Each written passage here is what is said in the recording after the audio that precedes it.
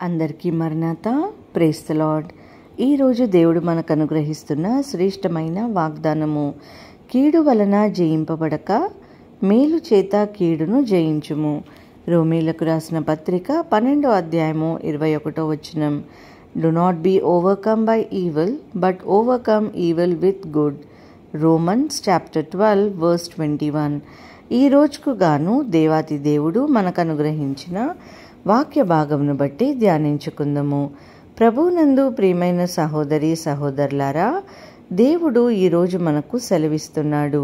మనము ఏదైతే సాధిస్తున్నామో, ఏ విషయంలో జయించాలి, గెలవాలి అని ఆలోచన చేస్తున్నామో అది కీడు వలన జరగకూడదు. ఏది ఏమైనా గెలవాలి అని కొందరు ఆలోచన చేస్తుంటారు.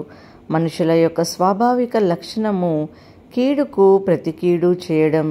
ఎవరైనా నిష్కారణంగా అనవసరంగా మనల్ని ఇబ్బంది పెట్టారనుకోండి, గాయపరిచారనుకోండి, అవమానపరిచారనుకోండి, వెంటనే మనం ఇచ్చే బదులు ఎలా ఉంటుందంటే, చూడు నీ సంగతి ఏంటో చూస్తా, నాతోనే పెట్టుకుంటావా, నేనెవరో తెలియదు నీకు, రేపటికల్లా నీ అంతు చూస్తా. ఇలాంటి మాటలు సర్వసాధారణంగా మన నోట నుండి వెలువడతాయి. మన ఆలోచనలు బట్టి, మనకున్న పరిచయాలను బట్టి, మనకున్న అధికారాన్ని బట్టి అవతలి వ్యక్తికి ఏదైనా హాని చేయాలని లేదా బుద్ధి చెప్పాలని కొంటాము. కానీ యేసయ్య ఈరోజు సెలవిస్తున్నారండి, మనము కీడు వలన జయించకూడదు, మేలు చేతనే జయించే వారముగా ఉండాలి అని లేఖనములు సెలవిస్తున్నాయి. కీడుకు ప్రతి కీడు ఎవరికిని చెయ్యవద్దు.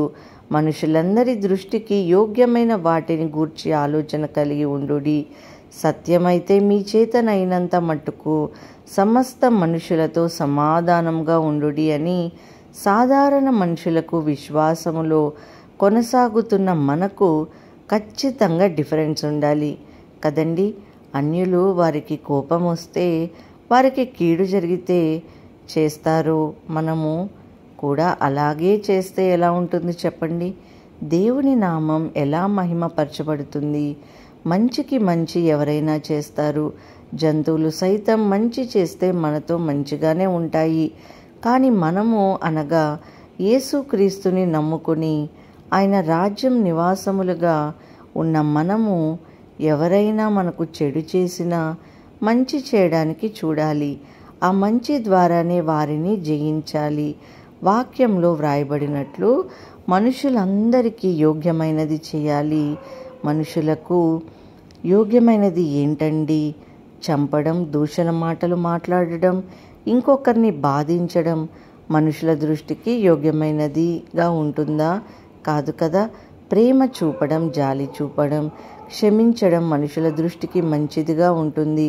లేఖన భాగంలో ఇలా వ్రాయబడి ఉంది, కీడుకు ప్రతి కీడు చేసేదను అనుకున్నా వద్దు. యెహోవా కొరకు కనిపెట్టుకొని ఉండుము, ఆయన నిన్ను రక్షించును. దావీదు వెంట సౌలు పడుతున్నాడు. చంపాలని చాలాసార్లు ట్రై చేశాడు.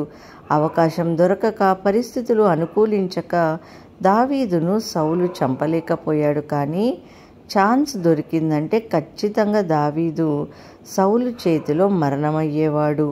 ఇదంతా తెలిసిన సౌలు కలిగి ఉన్న దుష్ట ఆలోచనలు గ్రహించిన దావీదు మాత్రం సౌలును చంపాలని అనుకోలేదు.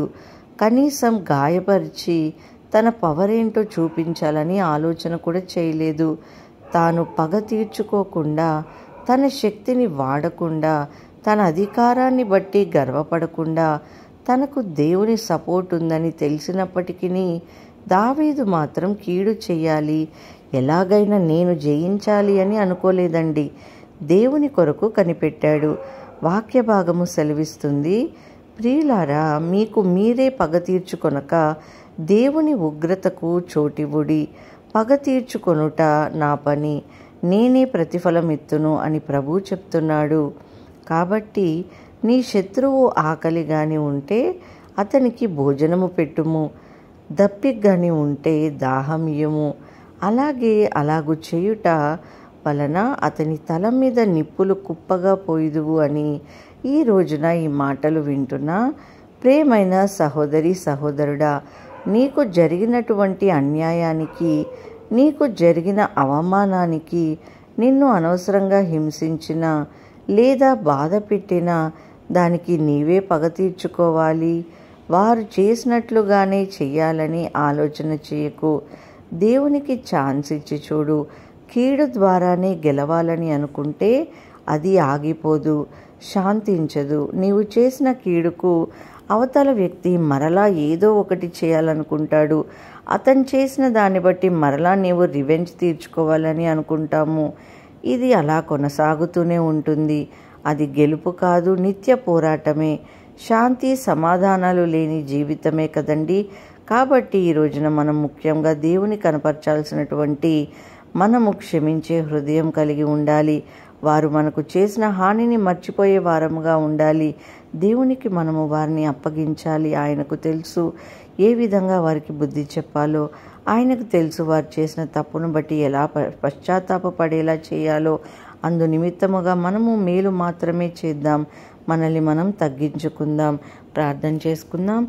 మహాప్రియుడా, పరలోకపు తండ్రి, మీకు స్తోత్రములు ప్రభా. యేసయ్య, ఈ యొక్క ఉదయకాల సమయంలో ప్రభా మాకు ఇచ్చిన ఈ కొద్ది సమయం కొరకు స్తోత్రములు. సజీవ లెక్కలో మమ్మల్ని కాచి కాపాడిన దేవా మీకు స్తోత్రములు.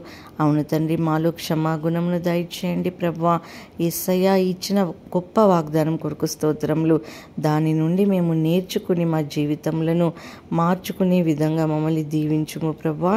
ఈ ప్రార్థనలో ఏకీభవిస్తున్న ప్రతి కుటుంబాన్ని పేరు పేరున ఆశీర్వదించమని యేసు నామములో అడిగి వేడుకొంచున్నాము తండ్రి. ఆమేన్.